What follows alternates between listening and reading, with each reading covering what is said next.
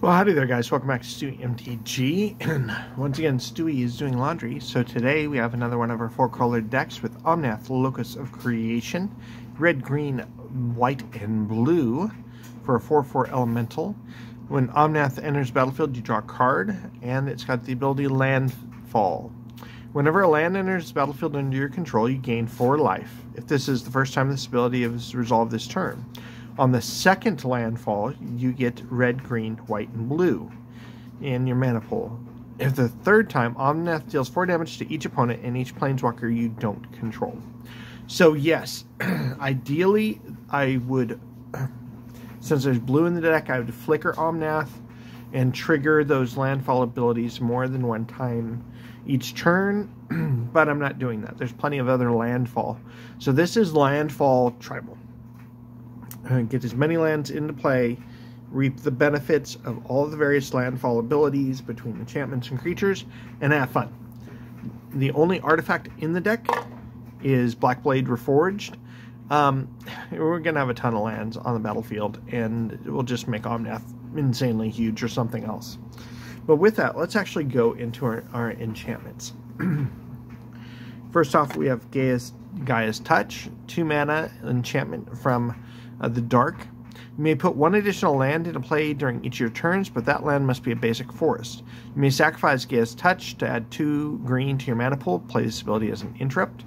Now that they would be considered sorcery. I use this just to get an extra forest into play each turn. And now, since we do have so many lands, I also want them to be indestructible. Don't want any land destruction shenanigans going on. Retreat to Kazandu of the landfall abilities. This one's really nice. Each time a land comes into play, I'll usually switch between life and or counters depending on what's going on the board. I like options. Same thing here at the Retreat to Coral Helm. Normally I will use the tapper and tap target creature to tap down my opponent's board. Let's say I have 4 lands come into play one turn. That's usually good enough to tap down the baddies on the other side of the board. Valakut Exploration. And whenever a land enters the battlefield under your control, exile the top card of your library. You may play that card for as long as it remains exiled. A pseudo card draw, if you want to call it that way. At the beginning of your end step, if there are cards exiled with Valakut Exploration, put them into its owner's graveyard. Then Valakut Exploration deals that much damage to each opponent. So it's good to get a lot of cards into exile. We have Retreat to Emeria. Whenever a land enters the battlefield, you can get a white core ally, or creatures you control get +1/+1 until end of turn. Usually I like the extra bodies for blockers. Felidar Retreat, my favorite out of the bunch of the enchantments that are in this deck. Whenever a land enters play, you can create a beast, or you can put a +1/+1 counter on each creature you control. Those creatures gain vigilance until end of turn. Once I have a big enough board, I will usually use that second ability on Felidar Retreat. We have Into the Wilds. At the beginning of your upkeep, look at the top card of your library. If it's a land card, you may put it onto the battlefield. And lastly, Zendikar Royal for some 2/2 green elemental creature tokens. Well, let's get into the creatures. The creatures usually have something to do with landfall or helping me get lands into play. We have Jade Offshoot. Whenever a land enters, I gain a life. Vine Slasher Kudzu. It gets bigger each time I play a land, which is usually... Normally this gets removed off the board before my commander. I play a Vine Lasher, and it doesn't last normally 1 or 2 rounds before someone figures, oh, you know, Stewie's going to be playing a lot of lands. That Vine Lasher is going to get huge. We have Marasa Rootgrazer. Mainly uses tap ability to put a basic land from our hand to the battlefield. Kazandu Necrotripot to gain life. The Mammoth just to get big. It is also MDFC. Sometimes I will play it as land if I really want to get an extra landfall to trigger that turn. Dryad is of the Elysian Grove so that I don't have issues with color fixing. And it gives me an extra land each turn. Living Twister. I can return a tapped land I control to my hand. So let's say I have a land that produces 2 mana. I can return it to my hand for 1 green, and then usually with my other abilities play it again and get another trigger either off my commander or something else. We, of course, we've got to have Scoot Swarm. Get a bunch of swarms. When I play my version of this deck on Arena, normally Scoot Swarm makes me a whole boat ton of insects. We have Ramming Up Excavator. I can play cards from my land cards from graveyard. Azusa let me play 2 extra lands each turn. Corsair Crufix. I can reveal the top card of my library. I can play lands from the top, and I get to gain life. Tunneling Geopede. Whenever it enters, I deal 1 damage to each of my opponents. Spitfire Lagak also deals 1 damage to each opponent. I have the other Omnath with the fancy altar sleeve on it. Omnath, the Locus of Royal. And it's a 3/3. Whenever it enters battlefield, deals damage to any target equal to the number of elementals you control. Majority of the creatures I have are elementals. Whenever land enters battlefield under your control, I put a +1/+1 counter on an elemental I control. And if I control 8 or more lands, which I usually do, I get to draw a card. We have Emiria Angel. Whenever a land enters play, we get a 1/1 bird. Help block some flyers. Awakened Amalgam is a star for each different named lands I control. Mina Inden, play an additional land. Oracle of Moldiah, play an additional land, and reveal the top card of my library. Parcel Beast, look at the top card of my library. If it's a land, I get to put it on the battlefield. Zendikar Incarnate, star or a star 4 for each the number of lands I control. Spore Mound, landfall, I create a green sapperling. Baloth Woodcrasher just gets huge. Sometimes I've had this 16. I've easily had this to 16 or 20 power in a turn. Rampaging Baloths for 4 green beast token for playing a land. Rubble Hulk, star for the number of lands I have in play.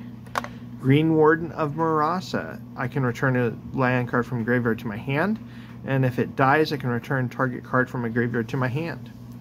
AC, play an additional land, and whenever I play a land, I get to draw a card. Admonition Angel, when it enters, I may exile non-land permanent other than Admonition Angel. Royal Elemental, get in there.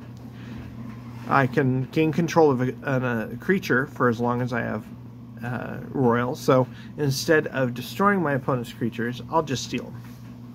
Avenger of Zentigar, I get a bunch of green plant tokens. When their land enters, my plants get bigger. Emiria Shepherd, I get to return a card from my graveyard to my hand. Beanstalk Giant, I use both the sorcery and the creature side. The sorcery, Infertile Footsteps, 3 mana, search your library for a basic land card, put it on the battlefield and shuffle. And Beanstalk Giant is star for the number of lands I control. And lastly, the other Omnath, Locus of Rage, 5/5. Whenever a land enters, I get a 5/5 red and green elemental. And whenever Omnath or another elemental dies, I deal 3 damage to any target. I'm not really sacking like he would be in his own deck or another deck where you're purposely sacking elementals to deal damage. But speaking of sacking and dealing damage and board control, for removal we have Unravel the Ether, Return to Nature, Nylea's Intervention, either for damage for flyers, because this deck can have some problems with flyers, but normally I use it to get land cards. Grand Assault to deal with flyers, mainly. I'll have more than enough lands greater than the toughness of the creature I'm going after. You find a Cursed Idol for artifact or enchantment removal. You got a Beast Within. Struggle, I like both modes.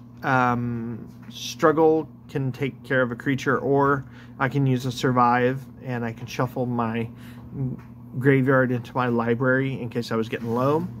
I got to Harmonize for some card draw, along with Growth Spiral. I don't always have the land, but hey, 2 mana for 1 card, not too bad. Animus Awakening to grab some more lands. Scouting Trek to just stack the top of the deck with lands. Roiling Regrowth to go get some more lands. And since we are going to have a lot of creature tokens, I've got Overcome and Overrun if I need to get some combat damage in. And just for fun, because between Rebecca Guy and Seb McKinnon are my two favorite artists. I couldn't help but stick in this Vengeful Rebirth. Return a card from a graveyard to my hand. If I return a non-land card this way, it deals damage equal to that card's converted mana value to any target, but you have to exile it. Now we come to our non-basic lands, which there are a few. Because this is landfall, I want a bunch of land tutors, aka fetch lands. So we've got some of the slower ones in Croson Verge, Grasslands, Blighted Woodland, Naya Panorama, Floodplain, Terramorphic Expanse, Evolving Wilds, Myriad Landscape. In one of the double masters, they came out with some awesome bounce lands. I like that because I can play them and return a land in play to my hand to just then replay it. So we've got Selesnya Sanctuary, Boros Garrison. There we go. Sorry, I was fuzzing out there. Simic Growth Chamber, Groll Turf, Is It Boilerworks, Azorius Chancery. And for fetch lands, I have these nice proxies here. We've got Arid Mesa, Misty Rainforest, Windswept Teeth, Flooded Strand, Wooded Foothills, Scalding Tarn, and lastly, Oberol, Palace in the Clouds. I will have to credit Cure for the Common Game, Brian.